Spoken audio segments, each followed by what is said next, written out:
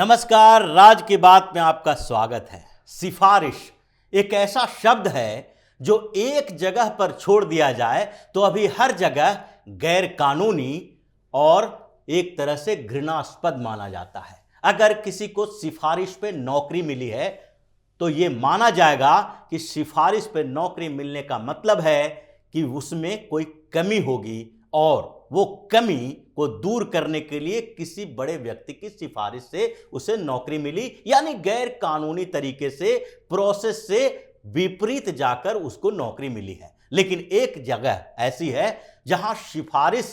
को कानूनी माना जाता है और वो है हाई कोर्ट और सुप्रीम कोर्ट। यानी कि एक सिफारिश एक व्यक्ति की और एक समूह की, उसी बात पर आज चर्चा करेंगे, क्योंकि कॉलेजियम व्यवस्था सिफारिश करती है और सरकार पर यह दबाव बनाती है कि जल्द से जल्द उस सिफारिश पर फैसला कर ले। अभी सुप्रीम कोर्ट में यही मामला चल रहा था, क्योंकि सरकार ने हाई कोर्ट्स के जजों के लिए जो लिस्ट तैयार की गई थी उसमें से कई नामों पर रिकमेंडेशन को मंजूरी नहीं दी, उस सिफारिश को मंजूरी नहीं दी थी और कुछ नाम थे जिसके ऊपर विचार किया जा रहा था। अभी 104 जजों के लिए हाई कोर्ट में सिफारिश अलग अलग जगहों पर की गई थी, जिसमें से 44 जज ऐसे हैं जिनके नाम पर सरकार अभी सोच विचार कर रही थी और 22 जजों के नाम को रिजेक्ट कर दिया गया था। ये कुछ जजों के ट्रांसफर की बात थी और कुछ जजों के अपॉइंटमेंट की बात थी। इसके अलावा दूसरी और बात है कि सुप्रीम कोर्ट में पिछले दिसंबर में 13 दिसंबर को सुप्रीम कोर्ट के कॉलेजियम ने 5 जजों को सुप्रीम कोर्ट में नियुक्ति के लिए सिफारिश की थी। सरकार अभी तक उस पर फैसला नहीं दे पाई है, क्योंकि 15-20 दिन में यह संभव नहीं दिख पा रहा था और सरकार भी यह सोच रही है कि इन जजों में से किसे सुप्रीम कोर्ट में लाया जाना चाहिए, किसका बैकग्राउंड क्या है और किन लोगों के नामों पर चर्चा नहीं की जानी चाहिए, किसको वापस की जानी चाहिए। लेकिन कॉलेजियम के जज साहब को यह नागवार नहीं गुजर रहा है कि सरकार किसी भी तरीके से उनकी सिफारिश में, उनके रिकमेंडेशन में हस्तक्षेप कर पाए। इसलिए 2 जजों के बेंच में इसकी सुनवाई भी होने लगी और 2 जजों के बेंच में जब इसकी सुनवाई हुई तो सरकार पर अलग अलग तरीके के आरोप भी लगाए जाने लगे और इन लोगों ने कहा कि सरकार ने कुछ जजों के नाम भी रिकमेंड किए थे कि इनको ट्रांसफर किया जाए या फिर इनका अपॉइंटमेंट किया जाए, और इसीलिए सरकार के उन नामों पर अगर सुप्रीम कोर्ट के कॉलेजियम ने, हाई कोर्ट के कॉलेजियम ने बातचीत नहीं की, उसके ऊपर चर्चा नहीं की, उसे रिजेक्ट कर दिया, इसलिए सरकार भी सुप्रीम कोर्ट और हाई कोर्ट के सिफारिशों पर विचार नहीं कर रही है। हालांकि अब कॉलेजियम व्यवस्था के खिलाफ सुप्रीम कोर्ट में सुनवाई के दौरान सरकार 1 to 1 नहीं हो सकती। सरकार डायरेक्ट ये नहीं कह सकती कि हम सुप्रीम कोर्ट के या हाई कोर्ट के सिफारिश को मानने से इनकार करते हैं, क्योंकि अभी व्यवस्था कॉलेजियम की है। इसी व्यवस्था को रिप्लेस करके अगर national judicial appointment commission act लाया जाए, यानी NJAC के तहत नियुक्ति के लिए संसद से जो बिल पारित हो, जो कानून बने और उसे फिर से अगर सुप्रीम कोर्ट रिजेक्ट ना करे तो फिर ये पूरा का पूरा बखेड़ा ही खत्म हो जाएगा। लेकिन सुप्रीम कोर्ट में जो सुनवाई हो रही थी उसमें यह भी कहा गया कि 104 में से 44 जजों को अब फिर से जल्दी नियुक्ति की जाए, क्योंकि ये कुछ महीने हो गए सरकार इस पर विचार क्यों नहीं कर रही है। और सुप्रीम कोर्ट के जज ही कह रहे हैं कि 22 जजों का नाम सरकार ने वापस कर दिया। तो क्या वापस नहीं करना चाहिए था? क्या सरकार के पास यह अधिकार भी नहीं है कि जो आप लिस्ट सौंप रहे हैं उनके बारे में देख सके, समझ सके और कंट्रोवर्शियल फैसले जो उनके हैं उसके बारे में भी उनके विचार रहे और सरकार उसके बाद ही फैसला करे? अब यही बात सुप्रीम कोर्ट के लिए है, क्योंकि 13 दिसंबर को सुप्रीम कोर्ट के कॉलेजियम ने 5 जजों को सुप्रीम कोर्ट में लाने के लिए एक सिफारिश की और वो 5 जज थे Pankaj Mittal, justice Sanjay Karol, justice PV Sanjay Kumar, justice Ahsanuddin Amanatullah और जस्टिस मनोज मिश्रा। इन 5 जजों को सुप्रीम कोर्ट में लाने की बात कही गई और अब तक सरकार कोई फैसला नहीं ले पाई है। ये 5 जज कौन हैं जिस पर फैसला लिया जाना चाहिए? ये पांचों जज एक तरह से किसी न किसी हाईकोर्ट के हैं। कोई हाईकोर्ट के जज हैं तो कोई हाईकोर्ट में चीफ जस्टिस हैं। जैसे जस्टिस पंकज मित्तल राजस्थान हाईकोर्ट के चीफ जस्टिस हैं, तो जस्टिस संजय करोल पटना हाईकोर्ट के चीफ जस्टिस हैं, और justice PV Sanjay Kumar Manipur high court के चीफ जस्टिस हैं, तो जस्टिस अहसनुद्दीन अमानतुल्लाह भी पटना हाईकोर्ट के जज हैं, और जस्टिस मनोज मिश्रा इलाहाबाद हाईकोर्ट के जज हैं। यानी कि सारे हाईकोर्ट के जज हैं, लेकिन इन लोगों के ऊपर फैसला लेने से पहले सरकार कुछ विचार कर रही है कि इसमें से किन किन को सुप्रीम कोर्ट में लाया जाए, और हो सकता है कि इन पांचों के पांचों नामों की सिफारिश को सरकार की मंजूरी मिल जाए, और जल्द ही मंजूरी मिल जाए, क्योंकि सुप्रीम कोर्ट जल्दीबाजी में है। लेकिन इन 5 जजों को जिन्हें सुप्रीम कोर्ट में लाया जाना है, उनके बारे में थोड़ी जानकारी चाहिए। उनमें से 2 जजों के बारे में अभी जानकारी उपलब्ध हुई है, और चूंकि इनके बैकग्राउंड को खंगालना बहुत मुश्किल होता है, इनके पिता दादा के बारे में, इनके बैकग्राउंड के बारे में बहुत कम जानकारी होती है, लेकिन जिन जिन के बारे में जानकारी हुई है, उनके नाम और उनके इतिहास को जानने के बाद ये लगेगा कि अभी भी जो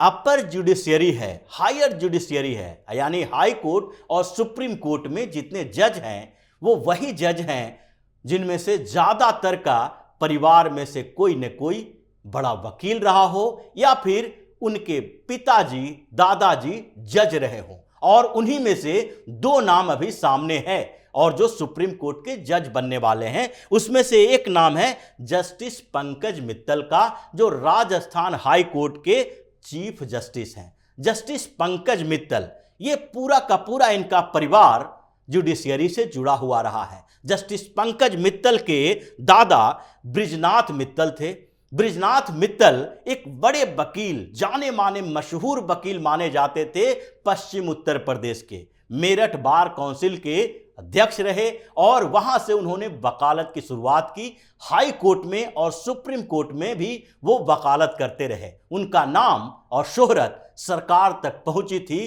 क्योंकि लॉ कॉलेज जो मेरठ का है, उसके ऑनररी प्रमुख, जो मानद अध्यक्ष बोला जाता है, मानद प्रमुख बोला जाता है, वो उन्हें बनाया गया। और बृजनाथ मित्तल के नाम से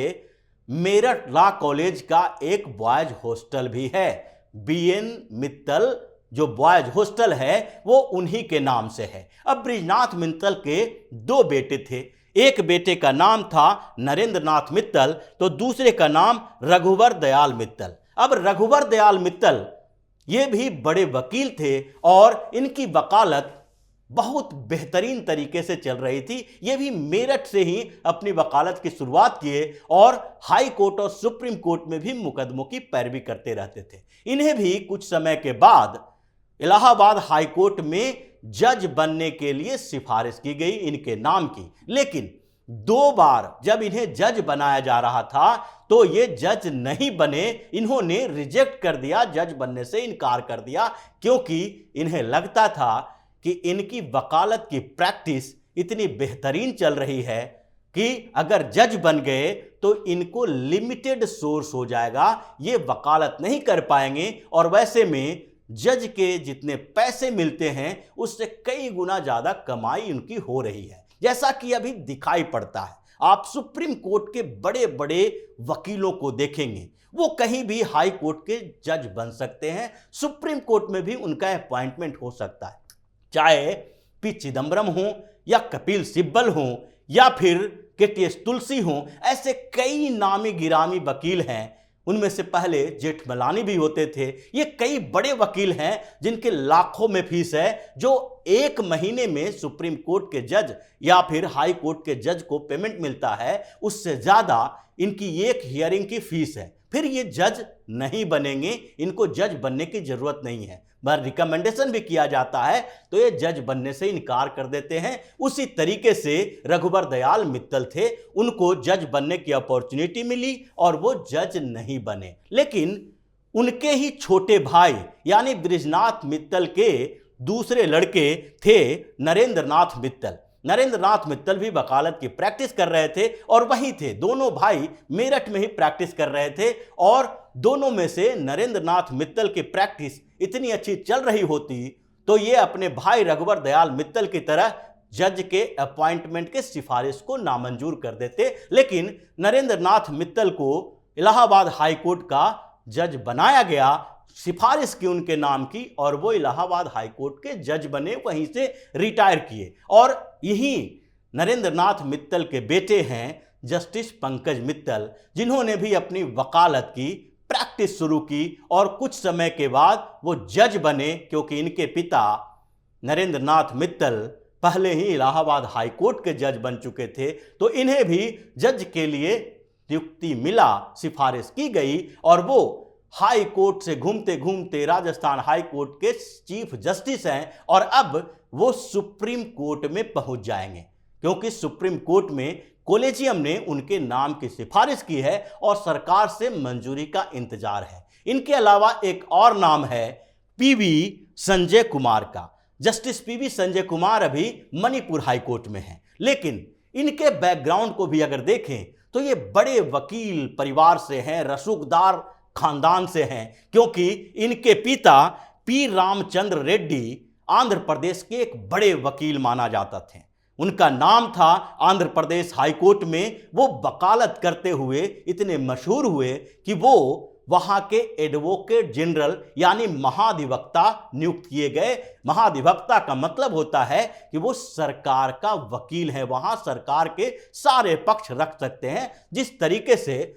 सुप्रीम कोर्ट में अटॉर्नी जनरल सरकार का पक्ष रखते हैं, उसी तरीके से हाई कोर्ट में एडवोकेट जनरल जो होते हैं महाधिवक्ता, वो सरकार का पक्ष रखते हैं। यानी कि इनके पिता जो वहां के एडवोकेट जनरल थे, वहीं से कहीं ना कहीं इनके कैरियर की शुरुआत हुई और आंध्र प्रदेश हाई कोर्ट के तेलंगाना, 2008 की बात है ये, क्योंकि उस समय तेलंगाना बना नहीं था, लेकिन हाई कोर्ट में वहां पर इनकी नियुक्ति होती है और ये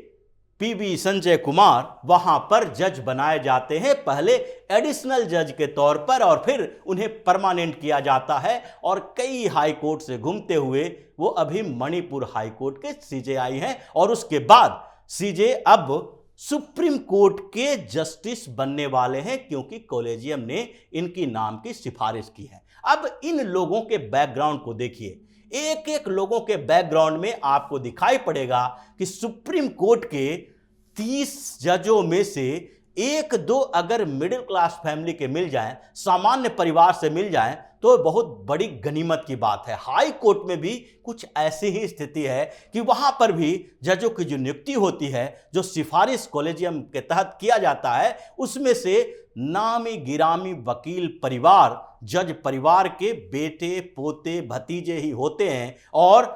ये सुप्रीम कोर्ट के अभी जो पिछली बार हमने अपने वीडियो में बताया था कि 7-8 ऐसे नाम अभी सुप्रीम कोर्ट में हैं जिनके बैकग्राउंड के बारे में पता चला और वो सब के सब बड़े वकील या जज के परिवार से हैं। उसी तरीके से आगे भी जो सिफारिश की जा रही है उनमें भी उन्हीं लोगों का नाम है जिनके पिता जज या बड़े वकील रहे हैं, महाधिवक्ता रहे हैं, अटॉर्नी जनरल रहे हैं। ऐसे ही नामों की चर्चा होती है। तो क्या